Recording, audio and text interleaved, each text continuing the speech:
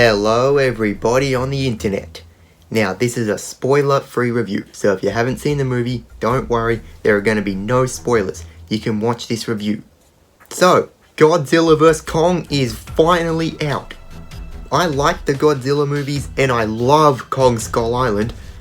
And what I like about Warner Brothers Monsterverse is how casually they've built a cinematic universe that makes money, people like. It's not amazing on story, but has good world building and amazing action and visuals. And this movie is the culmination of the Monsterverse.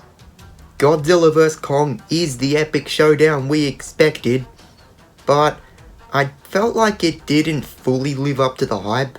It was only mildly disappointing.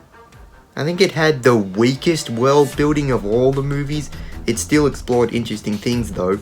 And the writing in King of the Monsters felt very exposition-y. Here it didn't feel so much like that. This makes more of an effort to balance the action and story, but the stakes aren't very high. Some reasons for things happening I didn't feel were strong enough, and some things that were sort of set up in King of the Monsters weren't followed up on here. And the plot is very predictable.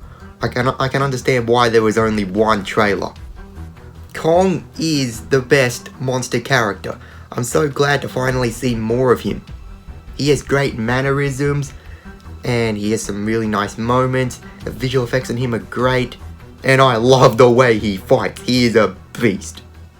In King of the Monsters, Godzilla felt like more of a character, and in this he's still as iconic as ever, but he goes back to feeling like less of a character.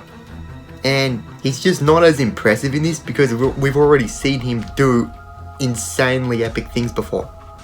I really like how this movie handles two sets of human characters, and the human characters in the Monsterverse are always so well casted. Millie Bobby Brown as Madison Russell is still a good lead, though she didn't feel as important in this. I think this is the first thing I've seen Alexander Skarsgård in, but I liked him. He was a good, knowledgeable, experienced, and determined character. Brian Tyree Henry was one of the best things about this. He's an important character, and he was very charismatic and enthusiastic. He was cool. Rebecca Hall is also good in this. She's very compassionate and intelligent. It was also so cool to see Julian Dennison in this. The comic relief comes from his reactions to everything going on, and he has good chemistry with Millie Bobby Brown. I love how this movie puts the world, the monsters, and the human characters in a new light, and also does something different by taking the franchise in a sci-fi direction. And of course, the action in this movie is so epic and very engaging.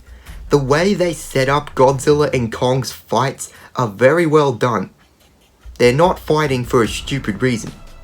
And the visual effects are amazing. There is not a single shot of a bad special effect.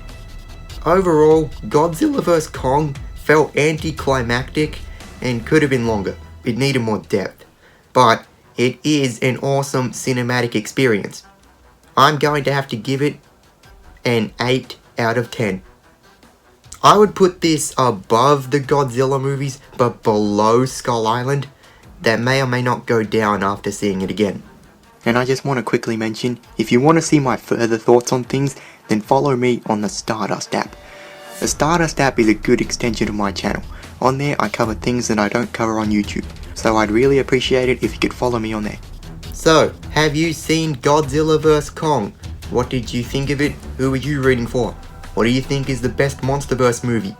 Let me know in the comments below, and may the Force be with you.